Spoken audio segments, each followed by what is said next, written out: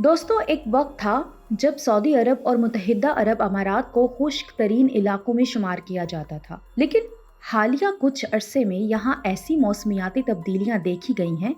जिन्होंने सबको हैरानी में डालकर रख दिया है। यानी 2022 में कोई सोच भी नहीं सकता था कि यहाँ इतनी शदीद बारिशें होंगी कि अरब के रेगिस्तान दरिया का मंजर पेश करने नजर आएंगे, जिससे कयामत की एक और निशानी पूरी हो जाएगी। आज की इस वीडियो में मैं आपको बताऊंगी कि इन बारिशों और सहराओं का दरियाओं में तब्दील होने का कयामत से क्या ताल्लुक है और क्या वाकई ही अहादीस के मुताबिक कयामत का वक्त करीब आ चुका है। तो दोस्तों, आपको सबसे पहले बताते जाऊं कि सऊदी अरब में ज्यादातर वो इलाके हैं जहां मौजूदा महीनों में दर्जा हरारत 40 से 50 डिग्री के दरमियान होता है, जिसके बायस लोग झोलियां उठा उठा कर बारिश की दुआ करते हैं। चूंकि ये खुश्क इलाके हैं, इसलिए यहाँ मौसम को ठंडा रखने के लिए मुख्तलिफ हरबे इस्तेमाल किए जाते हैं। जैसा कि कभी तो यहाँ मसनूई बारिशें बरसाई जाती हैं, तो कभी खला में ड्रोन्स भेजे जाते हैं। लेकिन इस बार दुनिया ये देखकर हैरान रह गई कि 40 से 50 डिग्री के दरमियान रहने वाले इलाके शदीद बारिशों की वजह से सैलाब की जद में आ चुके हैं। यहाँ तक कि अरब के सहरा दरिया का मंजर पेश कर रहे हैं। इस हवाले से सोशल मीडिया पर एक वीडियो बड़ी तेजी से वायरल हो रही है, जिसमें सऊदी अरब के एक ऐसे सहरा को देखा गया है जहां सैलाब के बारे में सोचा भी नहीं जा सकता। लेकिन वीडियो में देखा जा सकता है कि यहाँ शदीद सैलाब आ चुका है, जैसे मौजज़े और कयामत की निशानी से जोड़ा जा रहा है। यहाँ सवाल ये पैदा होता है कि इस सैलाब का कयामत से क्या ताल्लुक है। तो दोस्तों, आपको ये भी बताती जाऊं कि सही मुस्लिम में ये वाज़ेह हदीस है कि क़यामत उस वक्त तक कायम ना होगी जब तक अरब की सरजमीन खेतों और नहरों में तब्दील ना हो जाए। इस हदीस मुबारका में वाज़ेह तौर पर यह बताया गया है कि जब क़यामत का वक्त करीब आएगा तो अरब की सरजमीन खेतों और नहरों में बदल जाएगी। लिहाजा आप देख लें कि सारी दुनिया अब अपने अपने कामों में मसरूफ़ थी कि अचानक मौसम ने रंग बदला और फिर देखते ही देखते ये खुश्क सहरा इस कदर पानी में डूब गए कि इनको देखकर ऐसा लग रहा है कि ये कोई सहरा नहीं बल्कि नहरें हैं। जैसा कि हदीस मुबारका में बताया गया है, कई तारीख दानों का कहना है कि इस सहरा में वही दरिया ज़ाहिर हुआ है जो अब से 10,000 बरस कबल यहाँ बहता था। और ये उस वक्त की बात है जब यहाँ कदीम ज़माने में ज़बरदस्त बारिशें हुआ करती थीं। इस सैलाब ज़दा सहरा को वादी अल-रमा जज़ीरा कहा जाता है, जो कि अरब की सबसे बड़ी वादी मानी जाती है।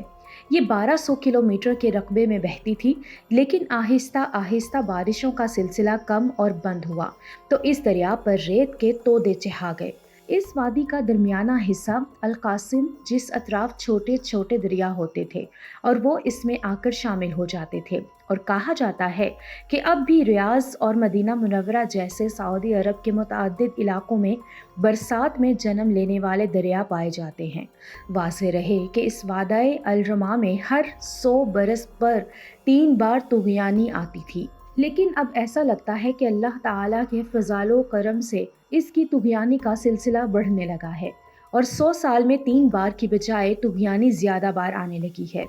और आहिस्ता आहिस्ता इसकी तादाद में इजाफा होता चला जाएगा, क्योंकि इरशाद रिसालत की बदौलत ही यकीन है कि अल्लाह ताला जज़ीरे के कदीम दौर की तरह एक बार फिर दरियाए रमा को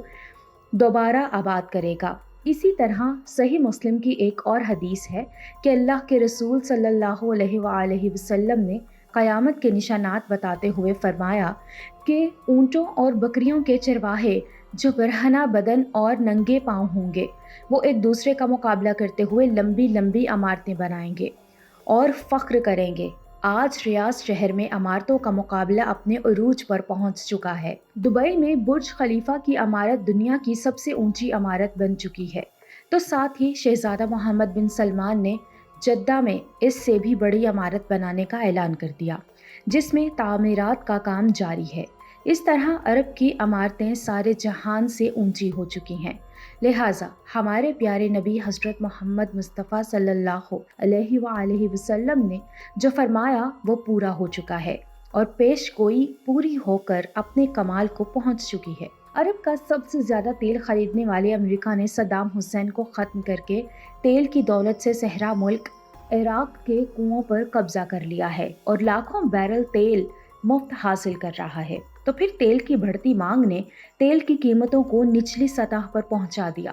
جس سے عرب ممالک کا سنہرا دور خاتمے کے قریب ہے۔ اللہ کے رسول صلی اللہ علیہ وآلہ وسلم کی ایک اور حدیث ہے کہ قیامت سے پہلے سرزمین عرب دوبارہ سرسبز ہو جائے گی۔ آپ خود ہی دیکھ لیں کہ سعودی عرب اور امارات میں بارشیں شروع ہو چکی ہیں، مکہ اور جدہ میں سیلاب آ چکے ہیں۔ عرب سرزمین جس کو پہلے ہی جدید ٹیکنالوجی کے کام میں لا کر سرسبز بنانے کی کوشش کی گئی ہے، وہ قدرتی موسم کی وجہ سے بھی سرسبز بننے جا رہی ہے۔ سعودی عرب گندم میں پہلے ہی خود کفیل ہو چکا ہے اور اب وہاں خشک پہاڑوں اور بارشوں کی وجہ سے سبزہ اگنا شروع ہو گیا ہے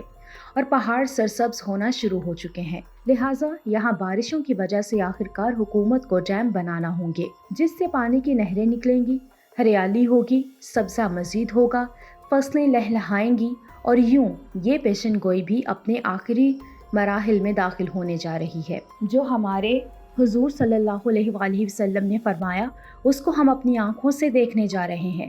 دوستو، مکہ کے قریب صحرا میں سے ہاتھی کے باقیات مل چکی ہیں اور ہاتھی ہمیشہ ہی سرسبز علاقے میں ہوتا ہے۔ کون سوچ سکتا تھا کہ سرزمین عرب کے صحرا اور خشک پہاڑ کے، جن کو اللہ تعالیٰ نے خود حضرت ابراہیم علیہ السلام کی زبان سے بے آبو کیا، وادی قرار دیا، سبزے سے لہلہا اٹھے گی۔ اس کے علاوہ آپ صلی اللہ علیہ وآلہ وسلم قیامت کی ایک اور نشانی بتاتے ہوئے فرماتے ہیں کہ قیامت تب تک قائم نہ ہوگی یہاں تک کہ دریائے فرات سے پانی ہٹ کر سونے کا ایک پہاڑ نکل آئے۔ لوگ اس کو حاصل کرنے کے لیے ایک دوسرے سے لڑیں گے، یہاں تک کہ ہر 199 آدمی قتل ہو جائیں گے اور ان میں سے ہر آدمی یہی کہتا ہوگا کہ شاید میں ہی وہ نجات پانے والا آدمی بن جاؤں۔ اس حدیث مبارکہ میں نبی پاک صلی اللہ علیہ وآلہ وسلم نے دریائے فرات سے سونے کا ایک پہاڑ برآمد ہونے کی پیشن گوئی فرمائی ہے، اور یہ ہمارا کامل یقین ہے کہ قیامت سے پہلے ایسا ضرور ہوگا۔ زمانہ وقت کے بعد لوگوں نے اس حدیث کی تشریح کرتے ہوئے سونے کے پہاڑ سے اس کا مجازی معنی مراد لیا ہے اور کہا ہے کہ اس سونے سے مراد معدنیاتی خزانہ ہے جو اس علاقے سے مسلمانوں کو ملے گا، جس پر قبضہ کرنے کے لیے ساری دنیا کے لوگ چڑھ دوڑیں گے اور خوب قتل و غارت ہوگی۔ ان علماء کرام کو یہ معنی مراد لینے کی ضرورت اس وقت محسوس ہوئی جب انہوں نے دیکھا کہ عراق تیل کی دولت سے مالا مال ہوا تو غیر مسلم طاقتیں اس پر چڑھ دوڑیں۔ لہٰذا یہ سب دیکھتے ہوئے کہ یہی وہ خزانہ ہے جس پر جنگ چھڑنے والی ہے، ان حضرت نے جلد بازی میں یہ فیصلہ کر لیا کہ یہ قیامت کی ایک علامت پوری ہو گئی ہے، اور علامت قیامت کے بیان میں اس کو ظہور مہدی کا قریبی زمانہ قرار دیا جاتا ہے۔ لہٰذا وہ یہ بھی کہنے لگے کہ ان قریب امام مہدی ظہور ہونے والا ہے، جبکہ دوسری جانب علماء اکرام اکثریت کا کہنا ہے کہ یہ فیصلہ انہوں نے بعض شخصیات سے متاثر ہو کر کیا ہے جو بالکل بھی حقیقت پر مبنی نہیں ہے، کیونکہ صحیح بخاری اور صحیح مسلم کی دستیاب کتاب میں کہیں بھی اس حدیث کا مجازی معنی مراد لینے کا ذکر موجود ہی نہیں ہے، اور مجازی معنی مراد لینے کی ضرورت اس وقت پیش آتی ہے جب معنی حقیقی مراد لینا ممکن نہ رہے۔ علماء کا مزید کہنا ہے کہ ظاہر ہے کہ سونے کے پہاڑ سے تیل کا کنواں مراد لیا جا سکتا ہے اور سونے کا پہاڑ ہی مراد لینا حقیقی معنی ہے، اور اللہ تعالیٰ اس بات پر قادر ہے کہ دریائے فرات کا پانی خشک کر دے اور وہاں سے سونے کا پہاڑ برآمد ہو جائے۔ بے شک، اور چونکہ نبی پاک صلی اللہ علیہ وآلہ وسلم نے اس کی پیشن گوئی فرما دی ہے، لہٰذا قیامت سے پہلے ایسا ہونا ضروری ہے۔